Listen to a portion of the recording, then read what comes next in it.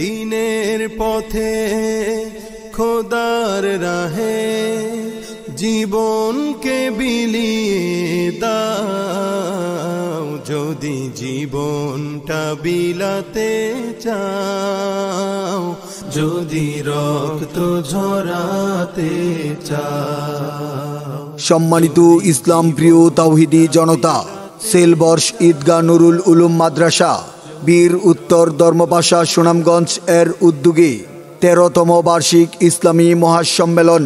স্থান মাদ্রাসা ময়দান। সময় বাদ আসর হইতে। তারিখ আগামী 20 অক্টোবর 2024 ইংরেজি, রোজ রবিবার। উক্ত ইসলামী মহাসম্মেলনে সভাপতিত্ব করিবেন আল্লামা সিরাজুল ইসলাম পীর সাহেব নেত্রকোনা। সহ সভাপতি মাওলানা আমিনুল ইসলাম সাহেব মুহতামিম বাদশাগঞ্জ ইসলামিয়া মাদ্রাসা। আরও সহ সভাপতি মাওলানা ফখরুদ্দিন সাহেব সুনামগঞ্জ। প্রধান অতিথি সুলতানুল ওয়াজিন আল্লামা খালিদ সাইফুল্লাহ আইয়ুবী, আল্লামা খালিদ সাইফুল্লাহ আইয়ুবী ঢাকা। প্রধান বক্তা আল্লামা আব্দুল বাসেত খান সিরাজগঞ্জ। বিশেষ অতিথি আল্লামা জয়নাল আবেদিন শ্যামগঞ্জ।